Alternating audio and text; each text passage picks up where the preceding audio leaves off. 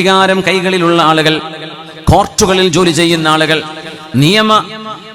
നിയമ സംവിധാനങ്ങളിൽ പ്രവർത്തിച്ചുകൊണ്ടിരിക്കുന്ന ആളുകൾ, ഗവൺമെന്റ് സംവിധാനങ്ങളിൽ പ്രവർത്തിച്ചുകൊണ്ടിരിക്കുന്ന ആളുകൾ, നിങ്ങൾ നീതിയുടെ കൂടെ നിൽക്കണമേ. നീതി നഷ്ടപ്പെടുകയാണെങ്കിൽ അള്ളാഹുവിന്റെ അർശ് പോലും വിറക്കുമെന്നാണ്. ഒരു നിരപരാധിയായ മനുഷ്യൻ ഇവിടെ ശിക്ഷിക്കപ്പെടരുത്, എന്നാൽ അപരാധികൾ ശിക്ഷിക്കപ്പെടുക തന്നെ വേണം.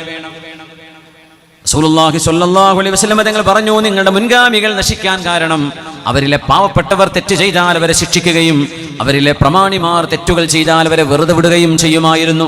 അത് എന്റെ ഉമ്മത്തിൽ നടക്കില്ല.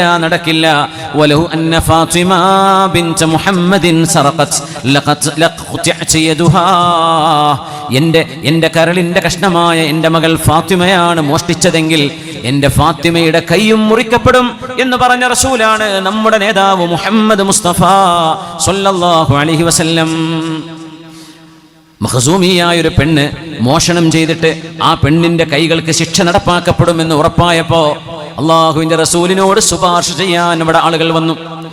ശുപാർശ ചെയ്യാൻ നോക്കുമ്പോ ആരുടെ സ്വാധീനം കൊണ്ട് നബി തങ്ങളെ സ്വാധീനിക്കാൻ കഴിയുമെന്ന് ആലോചിച്ചപ്പോൾ ചില ആളുകൾ വിചാരിച്ചു, ഹിബ്ബു റസൂലില്ലാഹി വബ്നു ഹിബ്ബി റസൂലില്ലാഹ്, അല്ലാഹുവിന്റെ റസൂലിന്റെ ഇഷ്ടപ്പെട്ട സ്വഹാബിയും ആ ഇഷ്ടപ്പെട്ട സ്വഹാബിയുടെ ഇഷ്ടപ്പെട്ട മകനുമായ ഉസാമത്ത് ബിൻ സയ്യിദ് ബിൻ ഹാരിസ റളിയല്ലാഹു അൻഹുമാ. മഹാനായ ഉസാമ റളിയല്ലാഹു അൻഹുവിനെ പിടിച്ചാൽ ഉസാമ തങ്ങൾ നബി തങ്ങളോട് പറഞ്ഞാൽ അല്ലാഹുവിന്റെ ഹബീബ് കേൾക്കുമെന്ന് അവർക്ക് തോന്നി.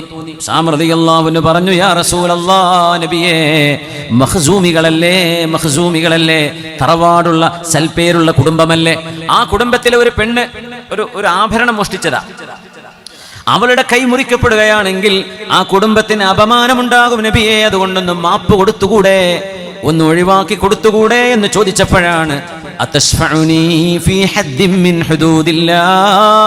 അല്ലാഹുവിന്റെ ഒരു നിയമം നടപ്പാക്കാൻ അവസരമുണ്ടാകുമ്പോ ആ നിയമം നടപ്പാക്കരുത് എന്നോട് ശുപാർശ ചെയ്യാൻ വന്നതാണോ ഉസാമ?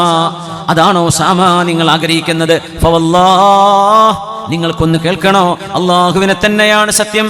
ലൗ അന്ന ഫാത്തിമ ബിൻത മുഹമ്മദിൻ സറഖത്, മുഹമ്മദ് നബി തങ്ങളുടെ മകൾ സാക്ഷാൽ ഫാത്തിമ റളിയല്ലാഹു അൻഹയാണ് മോഷ്ടിച്ചതെങ്കിൽ അവരുടെ കൈ പോലും മുറിക്കപ്പെടുക തന്നെ ചെയ്യും ഉസാമ. അതുകൊണ്ട് മഖ്സൂമിയായി പെണ്ണിന്റെ വിഷയത്തിൽ ശുപാർശയുമായി വരരുത്, റെക്കമെൻഡേഷനുമായി വരരുത്. ഞാനത് ചെയ്യില്ല. നിങ്ങളുടെ മുൻഗാമികൾ നശിച്ചു പോകാൻ കാരണം അതായിരുന്നു.